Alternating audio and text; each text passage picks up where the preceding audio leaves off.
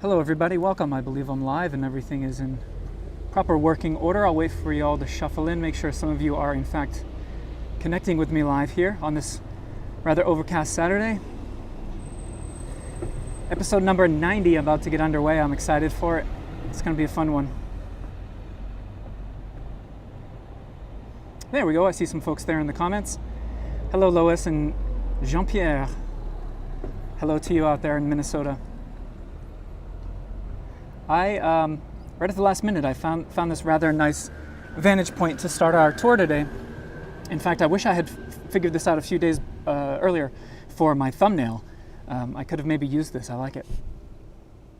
Hi, Lisa. I can see you there. Lisa says, yay, something is happening. Yeah, I made the bonehead move last week of mistakenly setting this to private all the way up until the start of the broadcast. So nobody could connect until the moment that I began, and that was stupid by me, but I think I learned my lesson. So you're all here and you're connecting much more easily than last week. Hey everybody, I can see Angel there, and Margaret and Debbie and Leslie, and Catherine Barnett is there. Catherine Barnett burning the midnight oil for us here. This is pretty, isn't it? This is really the case with every episode, but I am very excited to hopefully help some of you discover something brand new. We don't have quite as much sun as I was hoping for today. In fact, there is a threat of rain. I've got an umbrella in my bag at the moment, but let's just jump right into it here. Episode 90. We are in, I'll let the car pass. We are in a suburb just to the east of Paris. It's called Nogent-sur-Marne. Nogent-sur-Marne meaning quite simply Nogent on the river Marne. So Nogent on the Marne. And I'm going to show you, I'll pull up where we are exactly here on the map. Oh, that didn't work. Let's try again. There we go. So you can see Paris there on the left-hand side. And then last week when I did episode 89, we were right here for the Colonial Expo site in the Garden of Tropical Agronomy. I know a lot of you remember it. And today we are just a few minutes east of that. So we are essentially here. So still very close to Paris, extremely close to last week's episode. And so this is an area, a suburb called Nogent-sur-Marne. In the Middle Ages, there were several royal chateaux here, in fact. And let me get rid of this here. Do some cleanup. In the Middle Ages, there were a lot of royal chateaux out here because the kings who would spend time in Paris, obviously, would like to have their vacation homes or hunting lodges out here to the east of the city. And I don't believe any of those exist anymore, but there used to be a very famous one of King Charles V right on the location of this structure that we're looking at, and we'll talk about this structure in a moment. So Nogent-sur-Marne, this eastern suburb that really blew me away while I was getting to know it. And even by 1806, there were only even by 1806 there were only 1,000 people in this entire suburb. So it was very quaint and very quiet. But then throughout the 19th century, what you had were wealthy families that realized how nice it was along the river over here in Nogent, and they started to build their holiday homes or their weekend homes. And we're going to see some of those a little bit later. They were absolutely gorgeous and really fun to just hunt for them and admire those old beautiful houses, mostly from the 19th century. So we'll do that a little bit later. And then what really kicked off this suburb of Nogent was in 1859, they installed a railway from Bastille that would head east through these suburbs, and so it would bring loads of Parisians eastward into Nogent and the other areas, and to the suburbs that I live in for that matter. And so they started to flood the rivers on the weekends, and the Parisians would let their hair down and hang out at the local watering holes and drink wine. This area, Nogent-sur-Marne, became very famous for its wine, and we're going to talk about that later on. They even wrote a song about the wine in Nogent. So let's get started with this structure that we're looking at. Pop on my mask.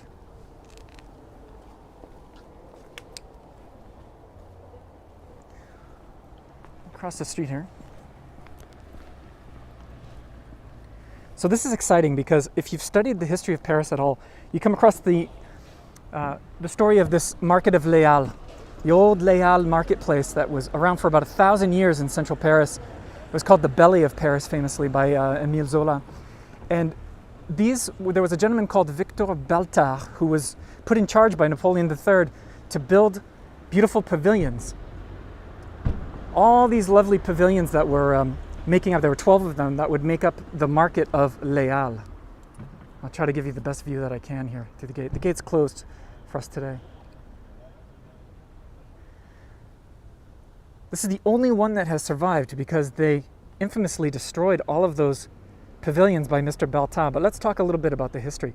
This is Victor Baltard, and he has that very classic, gorgeous, distinct beard from the 19th century. It seemed like all the dignitaries and the politicians had beards like this in the mid-1800s in Paris. Baron Haussmann did in this period. Obviously Victor Baltard, Napoleon III, the emperor. Just really, really stunning beard action. So Victor was in charge of building these pavilions for Les Halles. In 1852, I believe they installed the first one, and they became a mainstay of the Les Halles marketplace. It was impossible to talk about Les Halles and not talk about the pavilions that Baltard had constructed. So let me pull up an image here, a beautiful engraving. This shows you sort of in the heyday, in the mid to late 1800s, of the complex of these 12 pavilions that they stuck together. And we're talking some major activity in this marketplace of Les Halles. 20,000 workers in its heyday, 5,000 tons of merchandise running through there each day, 1,500 trucks coming in, delivery carts and whatnot, in and out, in and out, in and out. But there was a problem because after about 100 years of this activity, the market was deemed unhygienic and not healthy for the workers, and it was congesting the center of Paris. And so they eventually destroyed everything. Let me pull up another image here. This is a lithograph of what Les Halles, right in the center of Paris, would have looked like with those beautiful Baltard structures. And for a while, they were very revered. But then, like I said, about 100 years went by, and in 1969, they decided to officially remove the pavilions, to destroy them and clear out this whole area, which was really quite a shame. I got one more photo to show you. Photo from probably the 50s or the 60s, just before they would destroy all of these beautiful cast iron pavilions. And the pavilions themselves, as you can see, were connected and attached by these arches and skylights. So it was like an enormous complex of Les Halles. And then sadly, look at this image here. 1969, they're going to relocate the market. It was nicknamed at the time the relocation of the century, because they had to move that immense market of flowers and produce and meat and all that stuff to the south of Paris, in a town called Rungis. You may have heard of it. That's where this market exists nowadays, ever since 1969. But you can see they destroyed all but one, as far as I know, all but one of these beautiful historic 19th century pavilions by Mr. Baltard. And luckily, they saved one, and they brought it over here to Nogent. And that's what this is here. Let me back up a little bit. You can see they just voted here in Paris. So that's what that sign is. But hopefully you can get a sense of that. Here, let me stand up on this. So they dismantled it. It got saved from being thrown on the heap of the scrapyard and rebuilt here. Mr. Baltard, by the way, also used his ingenuity, because this beautiful ironwork that you see, it's iron, it's steel, it's glass, it's brick. You got to remember, this was about 45 years even before the Eiffel Tower was conceived of. And but Mr. Baltard, a little bit later, after he constructed these for Les Halles, he would go on to design a beautiful church that I actually did. It was episode 75, called Saint-Augustin. A lot of you joined me for that. And if you look at the ceiling of Saint-Augustin in the 8th arrondissement, you can see that ironwork on the ceiling of the nave. Classic arches, just like we're seeing in these pavilions of the market. So check out Saint-Augustin. You can really see Baltard's influence. So today, what are they doing here? Well, it's an event space. It's owned by Nogent-sur-Marne, the suburb where we are. And Christina Consolet says, the infamous episode 75. A little bit of an inside joke there for the Fritz and I. So they use this as an event space, and I wanted to pull up a couple of images that show you what goes on there, like this. So they can use this beautiful indoor space for large events. They also did a telethon here once, and this is an image from that.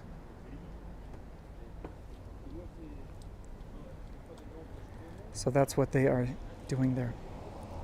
But that's not all, because at the same time that they installed this, it happened in the 70s. They decided to create a square called Le Square du Vieux Paris, the Square of Old Paris. So they started to take old pieces of Paris like this. This is called the Morris Column. And it's from sort of the same heyday of the mid-1800s from Paris as the same period that this pavilion came from. You can see they also brought in the Parisian style double lantern. So they created an old square, or meant to mimic old Paris. And I think that's pretty charming. Let me tell you a few things about these Morris columns that you may find interesting. In the 1800s, all of Paris was covered with these cylindrical urinals. So it was sort of similar to this, where it was a large metallic cylinder, and there would be a door cut out here. And the men could go throughout Paris and just step into the cylinder, do their business and whatnot. But the rest of the cylinder, all of the advertisers would put their posters and whatnot and paste their ads to these cylinders because it was good exposure. Problem is, nobody stopped to look at the ads because it smelled too bad in the urinals. So a guy called Gabriel Morris proposed to the city of Paris. He said, what if I create a version of those urinals but without the pee, without the actual act of peeing, and we'll just use them for displaying posters, because he was a specialist in printing those. So they said, yeah, go ahead, and he got the full monopoly and the full go-ahead to install his Morris columns. And they are still a mainstay in Paris, but they relocated one here in honor of the square of Old Paris. Thank you, David Dubois, for that super chat. I appreciate it. And so they still use this here in Nogent. In fact, just a few days ago, do you see these posters here? They had a vote for a mayoral vote across this region. And so they had all of those posters there, but they removed them. While we're talking about these Morris columns, there's a painter that I am in love with. His name is Béraud. And I just wanted to pull up, Béraud painted a couple of these images of Paris and the Morris columns. I think they're absolutely lovely. And Gabriel Morris was clever because when he proposed the idea to the city, he said, well, they don't just have to be for advertising. You could open up a door, because they're hollow, and the lamplighters of Paris could store their ladders and their tools inside. And they said, oh, that's great. So we get storage out of it as well. So this painter, Béraud, is one of my favorites of 19th century Paris. Here we are on the back side, and I'll show you real quick. We have hinges here, if you can make that out. And so there's a door. And then even once the lamplighters were no longer in business, when gas lighting went by the wayside, still city workers would use the Morris columns, and I think they still do today in modern times to store various cleaning items. So that's a Morris column. Now, if you want to get a hold of one of these, you can buy an original Morris column from the 19th century Paris, but recently in 2017 at an auction, one of these bad boys went off for over 31,000 euros. 31 grand for that. So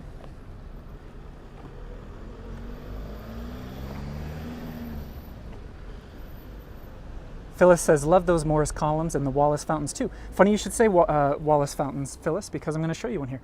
So again, the idea is to set up a feeling of old world Paris at this square.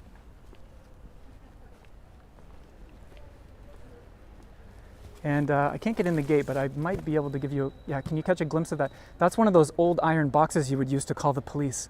And so you would talk into one of those grates. And by some miracle of science and technology, the police would hear you on the other end, and it was a way to alert them of a crime. Pretty charming. Hey, Leslie T, thank you for that super chat. She says, I've been looking forward to this all week. Sorry if I'm rubbing my mic. I want to put my mask on because I'm getting close to some people.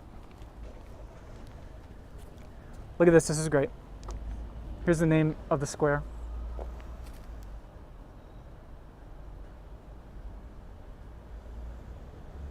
Leslie said, I did not know this history.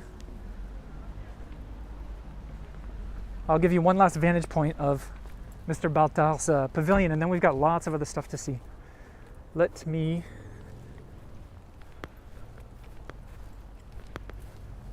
okay. Do the old sneak through the gate move.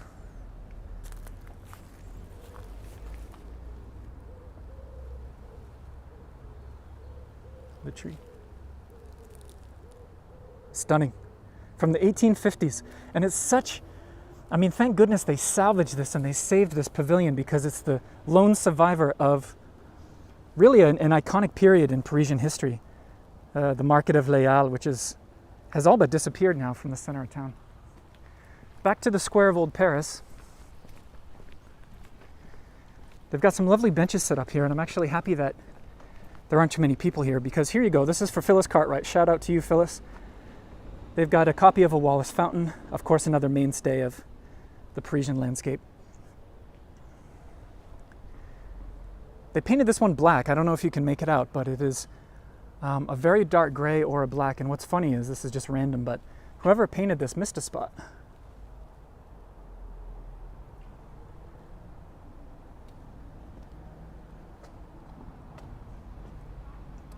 Thank you, Nancy Brisson, for that super chat. You know, if you want to send me an instant donation, if you're watching live, you can do that by clicking the dollar sign next to your chat box. I appreciate that.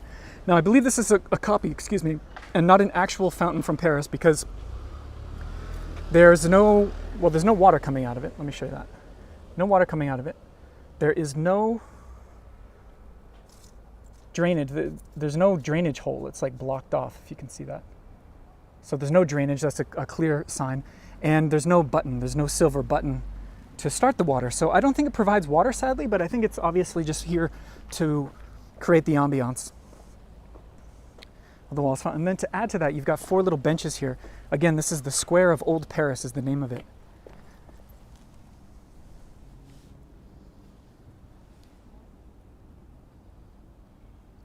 And it's just a lovely, I mean, all week I've been coming here to prepare this episode, and it's just a great place to come and have a seat. At first I thought that maybe these came from Paris, just like the pavilion and the Moorish column, but these benches I don't believe are from Paris. You see this company Urbaco, they're all over this suburb, these benches. So I don't think that these are unique salvage from Paris, but they definitely give you a feel. I'm not complaining because they're still gorgeous. So the people of Nogent are lucky. I mean, it is a gorgeous suburb, and we are going to see. That reminds me, I gotta get on my horse and show you more of it.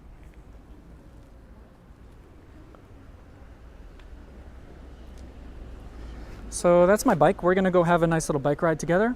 Pop on my mask. I know how much you all love watching me unlock my bike, so let's do that.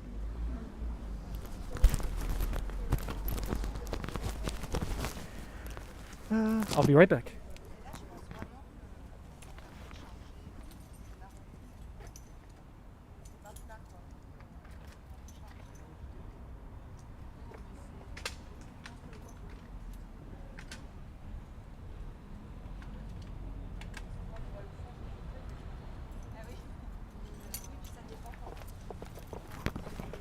Okay, microphone back on. This is time for all you mama bears out there to say, "Oh, Corey, be safe on your bike." All right, I think I'm good. Let's do this. Oh. Laura says, "Let's talk about Corey." Too late, Laura.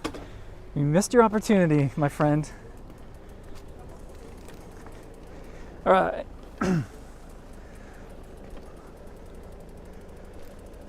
Bye to the pavilion.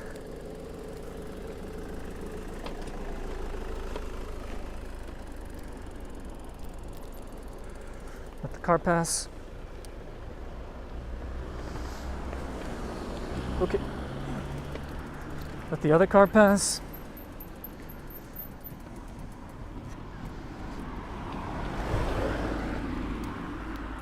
All right, we're going for it. Can't you see how beautiful this suburb is? Nogent-sur-Marne. And it's rather easy to get to via the RER train.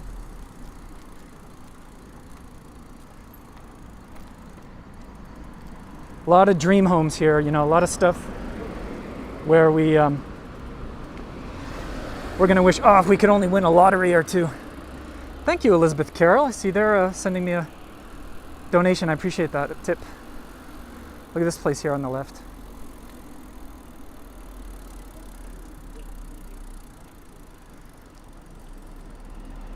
Let this car pass. Here we go.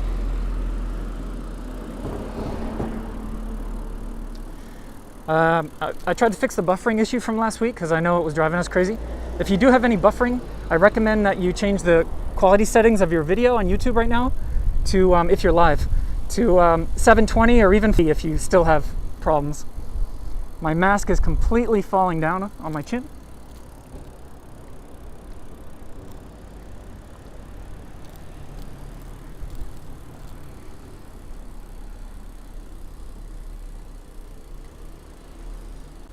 Okay, look at this.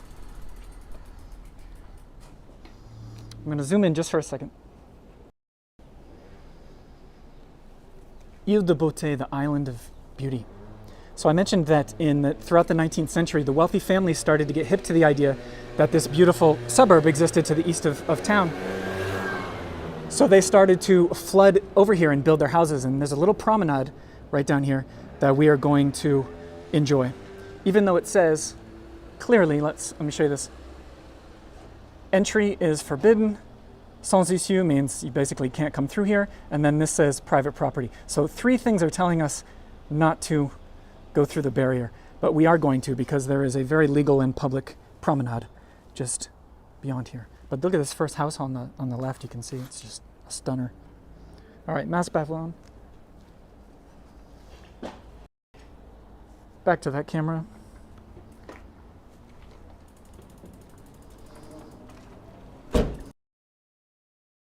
Moment.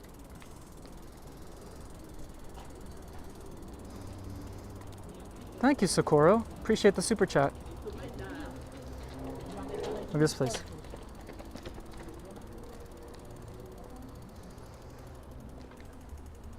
I like the spruce tree that they've got there in the entrance.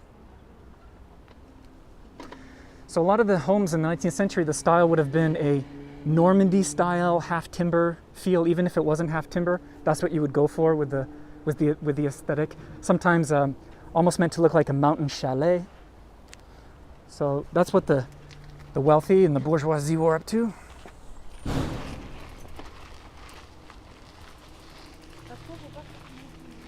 And this is our nice little promenade. Here's the name of it.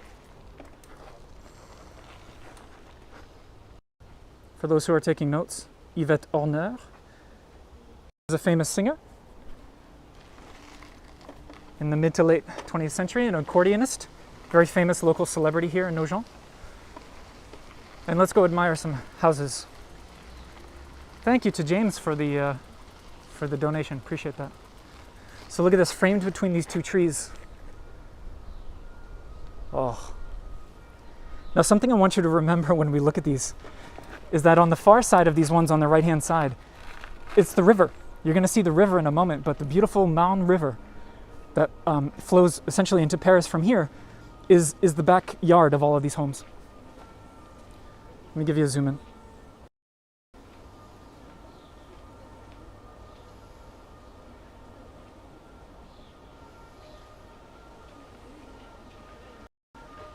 If you've got any buffering, just lower the quality settings on YouTube. Don't worry, when you go back and watch the replay, everything will be good. Look at this place.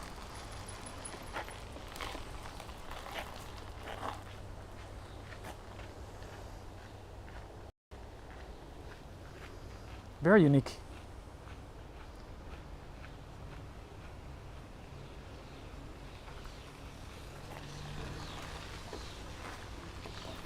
Everyone says it's buffering. Sorry, folks. I've done all that I can do with the cell signal out here and my equipment.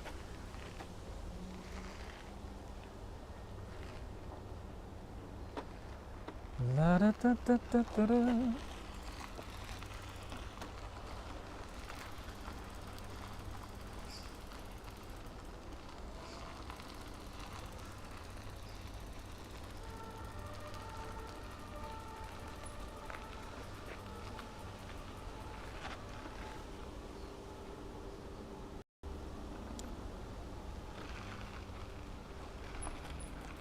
Sorry folks, if it's buffering, you're going to have to come back for the replay. There's not much I can do about it.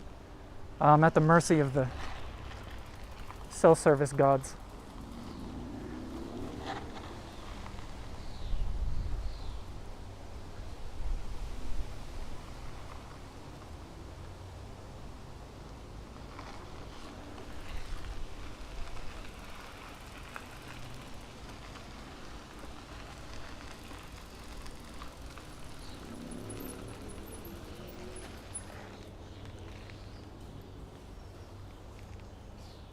Beautiful.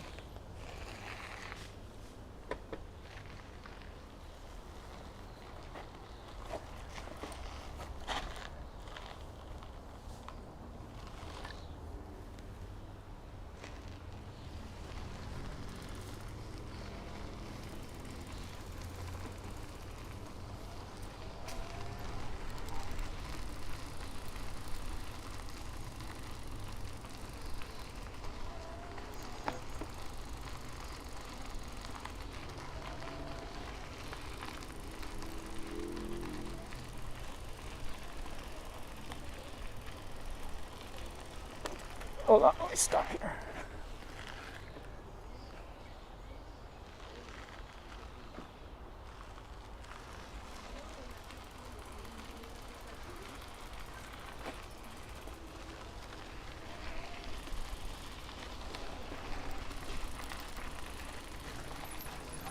And this one.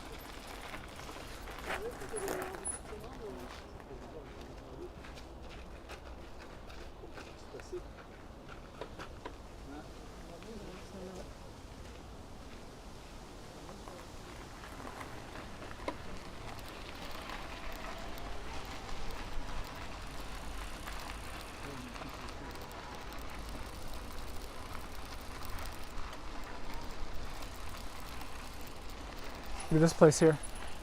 Ooh, nuggy.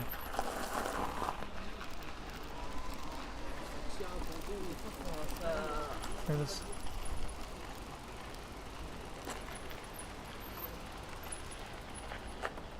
Look at this little place. Let me get over here.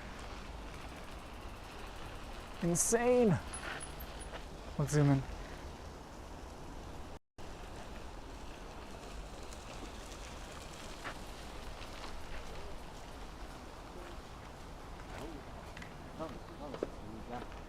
And to have the river on the other side, the opposite side, wow.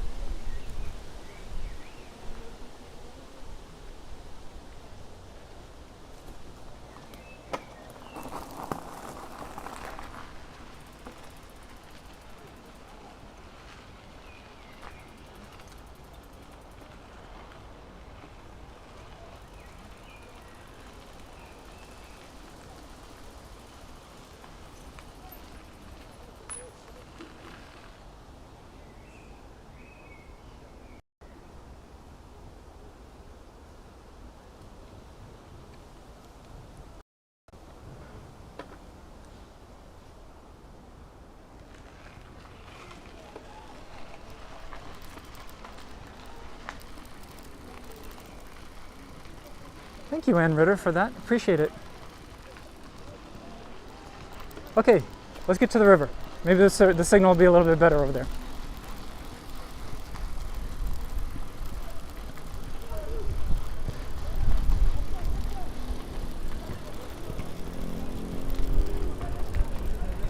So that's the river there.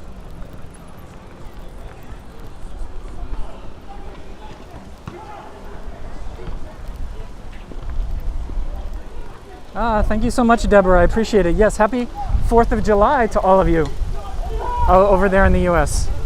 Happy Independence Day indeed. It's very windy here. This is a set of basketball courts, but they did some lovely work with putting the greenery all around there. And then this is the Marne. This is one of the sources, one of the tributaries, so to speak, that join together to form the Seine as it goes through Paris.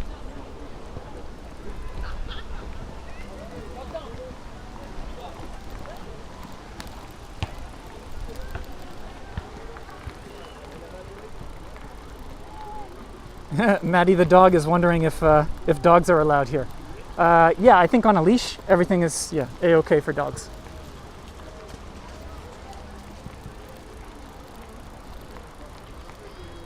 Got some what they call péniches, these docked boats that can sometimes be homes, sometimes restaurants, etc. Sometimes event spaces. We'll see a bit more of that later. Playground here.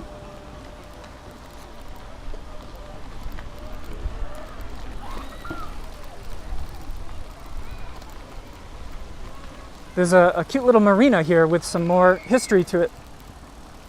That's our next stop.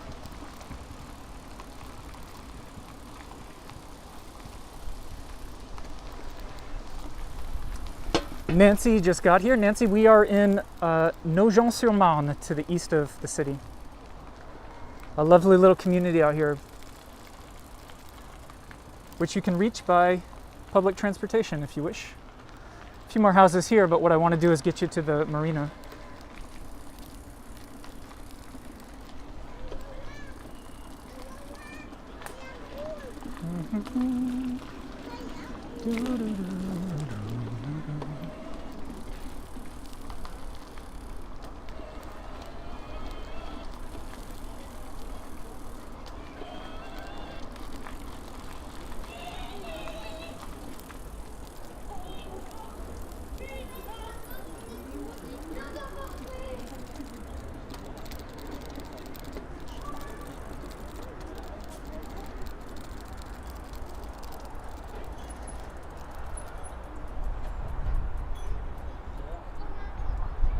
David says, love the palm trees. Yeah, definitely agree with you on that, David. So this is the marina of Nogent.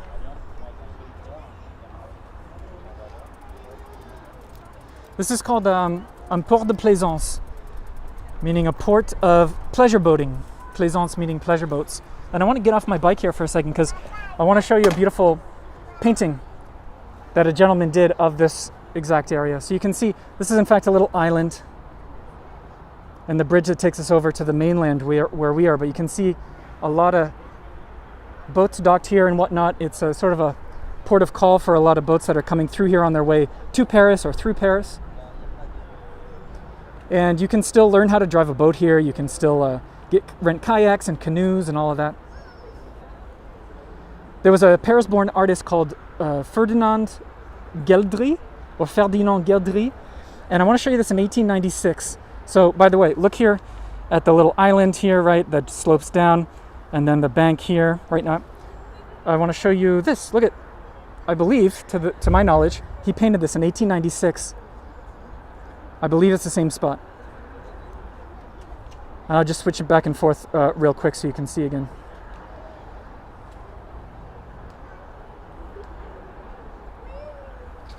Love this painting. I love all the paintings from this period, the late 1800s, just stunning.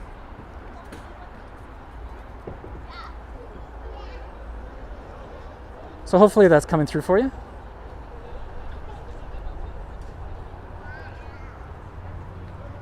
And I'm going to take us up on that tiny little bridge if it's not crowded.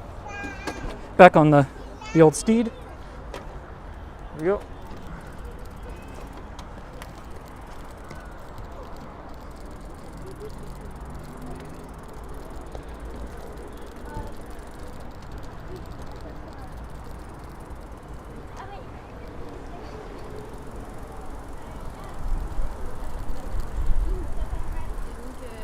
Nice little ramp for us. There we go, we made it.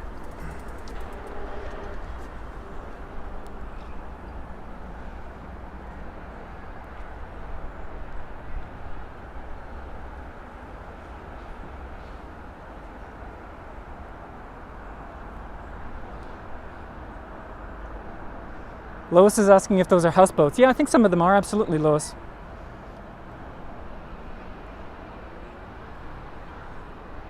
You can see this sign, Ginguettes. We're going to talk about the very famous Ginguettes of Nogent, because I changed the title of this episode to the suburb of Old Paris and white wine. So we're going to talk about the very famous specific white wine that you could find in Nogent.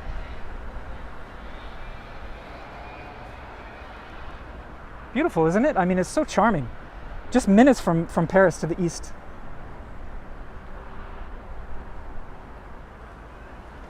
So I've got to manage to turn my bike around best I can. Success. Hold up. Mic cable. Okay, we're good. Ease our way down the ramp.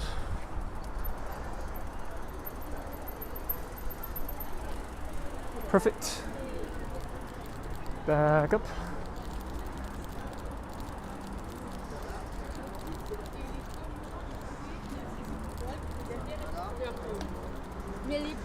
Okay, we're going to stop here because I want to show you something specific.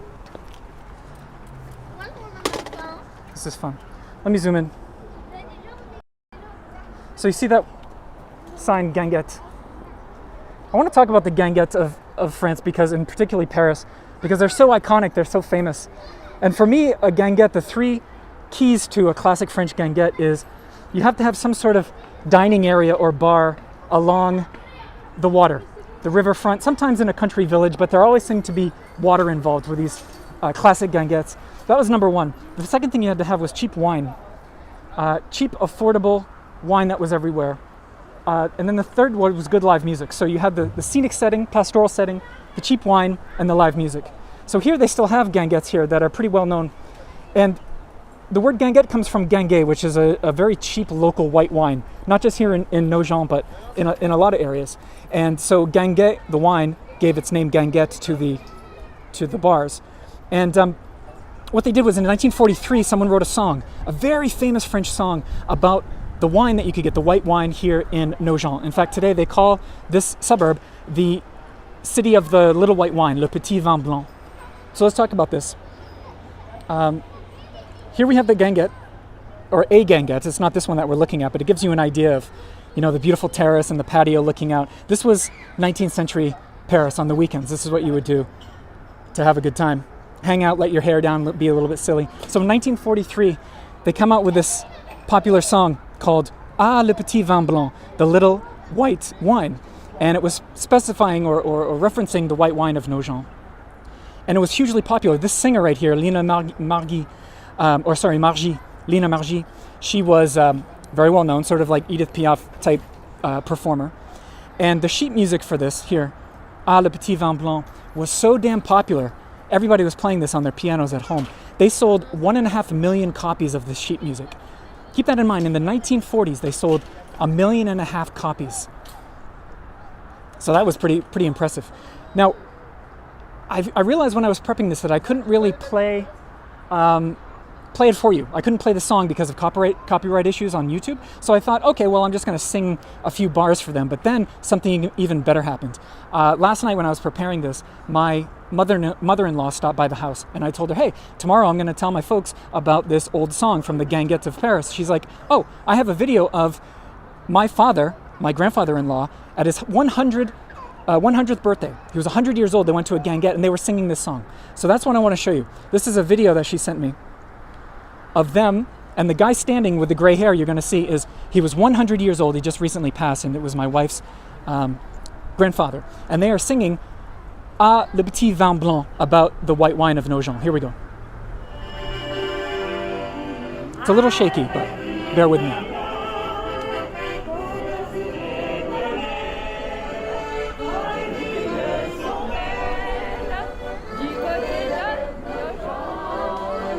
A 100 years old, this guy.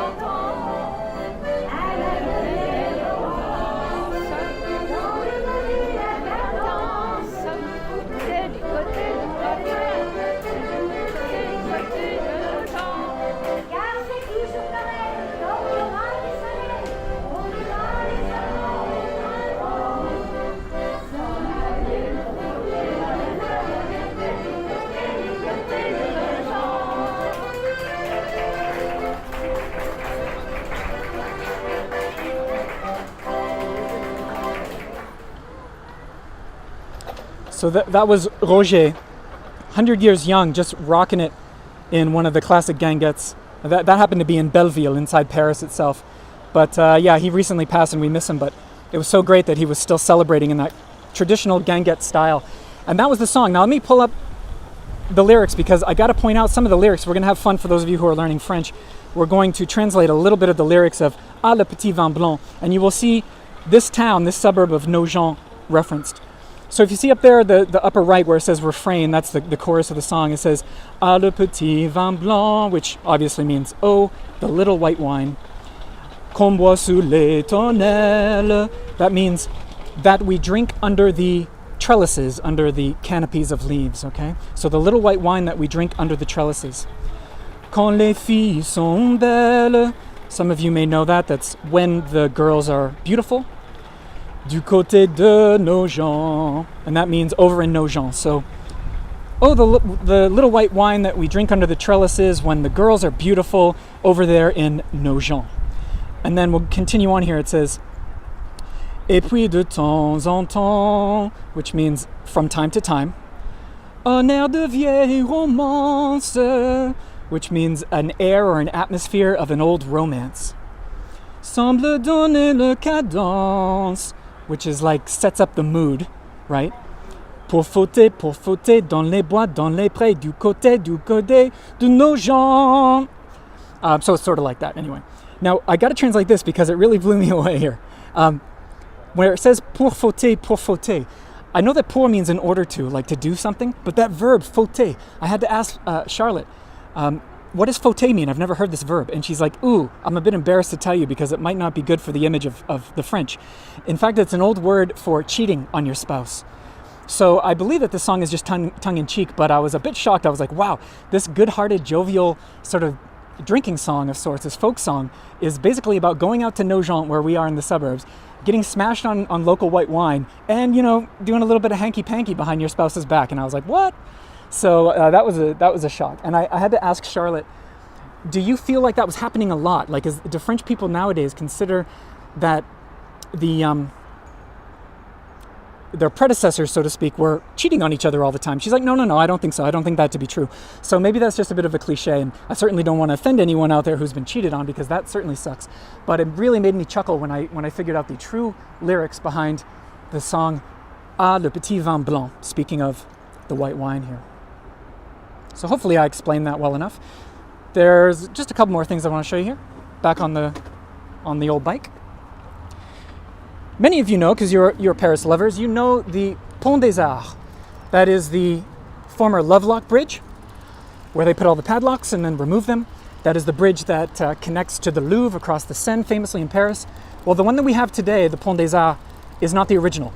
Right here, they transplanted the original. It's right in front of us. You're looking at the original Pont des Arts, built between 1801 and 1804 under Napoleon Bonaparte. So it's so cool. It's sort of like it's coming full circle, because like that Baltard pavilion from Les Halles that they saved, they salvaged it from the scrap heap and they installed it in Nogent to save it and to honor it. They did the same exact thing here with the original Pont des Arts. And the setting is spectacular here in the marina. This, in fact, it was technically called the Passerelle des Arts because it's not a full-on bridge. Passerelle just means a passage for pedestrians. But it was the very first bridge in Paris made of metal. It was the first metallic bridge in the City of Light.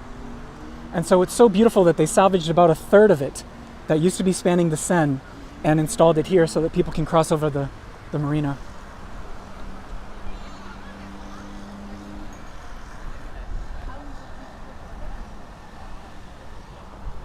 This was inaugurated by Jacques Chirac, who was the mayor of Paris at the time, and he would go on to become the president. Let me put my mask back on. I always got the extra ball to juggle of the mask. Sorry about that. Hi, Yesenia. Thank you for that very generous super chat. I appreciate that. Isn't that amazing? We're looking at the very first Pont des Arts and the first metal bridge in town. Come on, Corey, you can do it. Let's see, I want to take you on the other side of it and give you the other view. Oh, this is nice too. Sorry for the camera work, but look at this. I mean, it's just a lovely suburb to live in. And you're just a few RER stations away from the center of town, from Paris. Perhaps fittingly, the RER train here will take you directly to Châtelet-Les Halles. where the pavilions used to be for the market.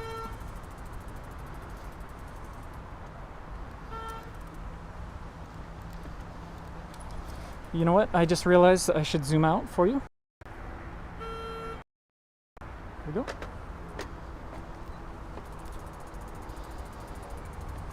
You see there's a performance space that they set up down there.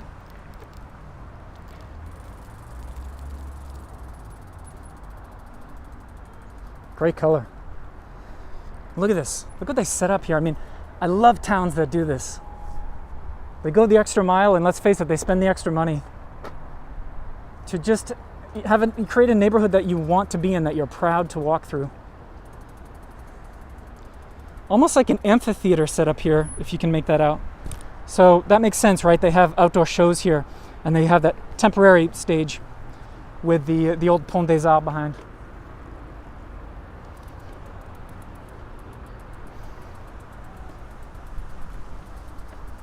Good old Nogent-sur-Marne.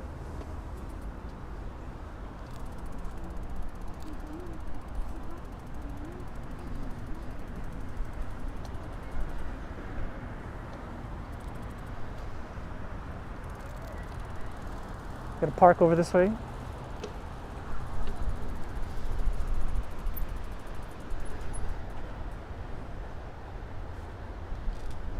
Let me take us over here.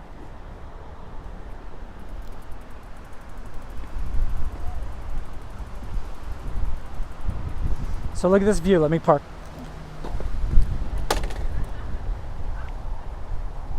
You got the bench and the lanterns. If you could just Photoshop that hotel out of there, you'd be good. But isn't that just fantastic? Let me back up a little bit.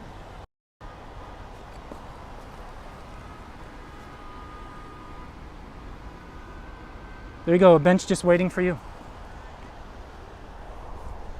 And it's beautiful what they've done here with the planters on the side. Thank you, Andrea, for the super chat. She says, let me see what Andrea says. I just love these trips to Paris with you and my frites. Merci. The pleasure is mine. So, the Passerelle des Arts from 1801. Let's get a little bit closer. There were originally 9 arches when it spanned the Seine in Paris. And you can see we've got 3, essentially. So about a third of the original Pont des Arts. I think that's fun. Next time you're in Paris and you walk along the Pont des Arts, you can remember this over here in Nogent and the fact that they saved it. Let these folks pass, actually. I got one last thing to show you.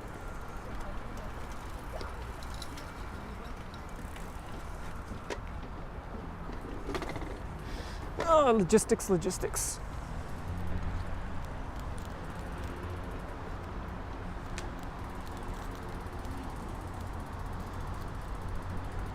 In the center of your screen, there's an Art Deco sculpture at the base of that highway bridge. Hopefully you can make it out if there's enough detail. So this is a modern overpass, but let me show you.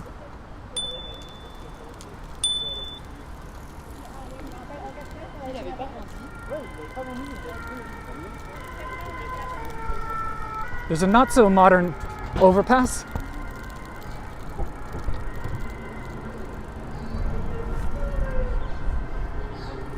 There's an old viaduct that would carry, let me get in the bike lane here, pardon. Ah, merci. The guy's like, your kickstand. Yeah, I forgot it. Oh, thank you, Angela Johnson, I appreciate that. So there used to be a railway that came across here high above Nogent, and this beautiful stone viaduct still exists. That's going to be our last item. Look at those, the beautiful little parasols there, nice eatery. So this is a place, my God, you just definitely, look at this place here. Let me zoom out.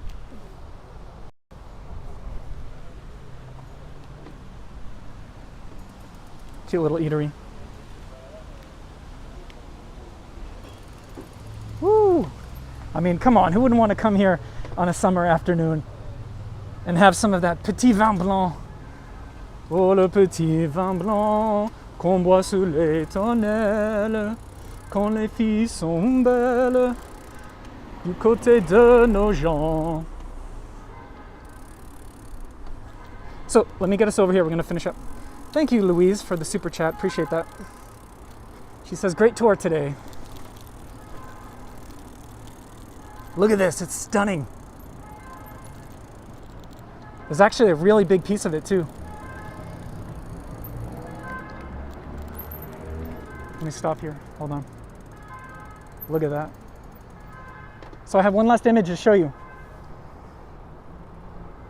Oh, actually, I forgot earlier, by the way. Let me do this unfinished business. This is just a photo of mine of the original, of the current Pont des Arts in Paris. Because I assume that all of you know it, but I know some of you haven't been to Paris or you don't know it very well. So we just saw the original version of the Pont des Arts, and this is today's version that you can find across the Seine. So sorry I forgot to show you that.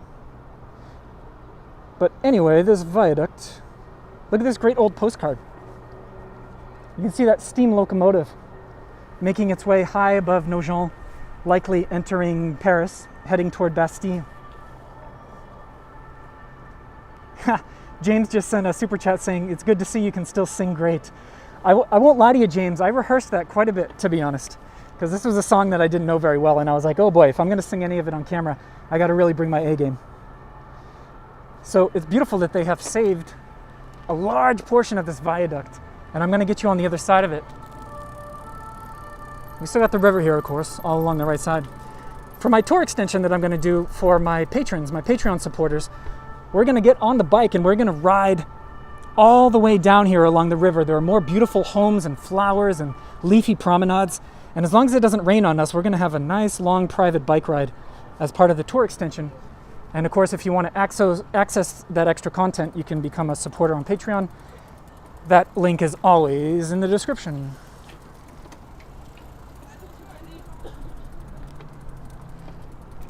Look at this viaduct.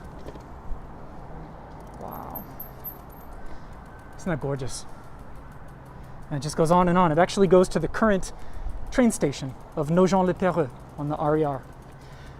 Look at that. It might be hard to make out, but it says the flood of 1910. So that infamous flood of 1910 that was the worst in recorded history in Paris, the river got this high. And just to give you a sort of bearings on that, that is higher than my head. I'll give you an idea of how high the river got, that red line there. So, good old flood. And then let me just show you a little bit more. The viaduct. I mean, I love this kind of stuff. The fact that you can not even be in Paris and just be out in a little suburb here that could easily be overlooked, and all of a sudden you have at least a day's worth or a weekend's worth of loveliness to partake in. And just think of the suburbs that we don't know of, right? So, as we make our way down the viaduct here, I want to thank you all for joining me. This was a pretty lengthy episode, I knew it would be. And hope that wasn't too much buffering for you live viewers. The replay, though, should be okay. And thank you so much for your support, those who are watching on the replay as well. Special thank you to those who sent stickers and super chats and tips along the way today. Oh, like Ellen Frye, my mom. Right on cue, Mom. Thank you. She says, Happy 4th of July, Co. Yes, happy 4th of July to all of my compatriots there in the U.S. It's certainly a time to celebrate in any way that you can. And yeah, we'll get through this tough period. This will probably be a 4th of July unlike any others. Okay, folks, that is episode 90 in the can. Let's maybe look right back toward the river. And I'm going to sign off. If you are a Patreon supporter and a part of our Facebook group, the Cafe Chats group, please head over there in about 5 minutes because we're going to have a lovely private bike ride along the Marne River. All right, you know what, James, he convinced me. I'm going to sing you one last time the good old song of the Little White Wine. And cheating on your spouse.